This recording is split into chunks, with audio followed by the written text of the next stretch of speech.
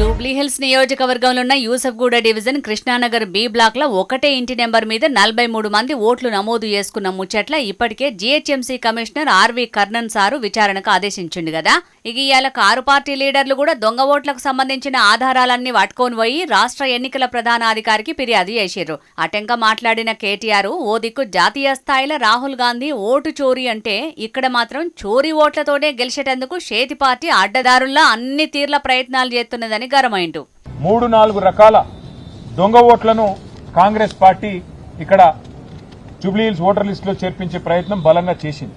చాలా సిస్టమేటిక్ గా మరి గత 3-4 నెలలుగా వాళ్ళు ఈ పద్ధతిలో 400 బూత్లలో మరొక్కొక్క బూత్ లో కనీసం 50 దొంగ ఓట్లను చేర్పించి ఒక 20,000 ఓట్ల దాకా దొంగ ఓట్లను ప్లాన్ చేసిన విషయాన్ని నేను మీ దృష్టికి అట్లాగే వారికి సీఈఓ గారి దృష్టికి కూడా తీసుకొని వస్తున్నా. ఇన్నర్ కదా ఒక్క జూబ్లీహిల్స్ నియోజకవర్గంలో ఏకంగా 20,000 దొంగ ఓట్లను కొత్తగా చేర్పించిరట చేతి పార్టీ లీడర్లు. ఒక్కటే మనిషి పేరు మీద 3-4 ఓట్లు నమోదు చేసిరట.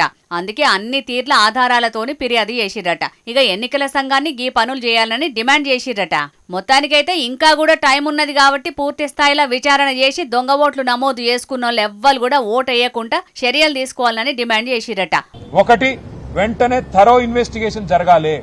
ఇంకా వారం రోజులు టైం ఉంది నామినేషన్ల ప్రక్రియ ముగిసేదానికి. థరో ఇన్వెస్టిగేషన్ అంటే పూర్తి స్థాయి విచారణ జరగాలి. ఇందులో ఎందుకు ఈ అవకతవకలు జరిగినాయి, ఎందుకు ఈ ఓటర్ లిస్ట్ లో ఇన్ని తప్పుల తడకగా ఓటర్ లిస్ట్ ఉన్నది, ఇది తేలాలి.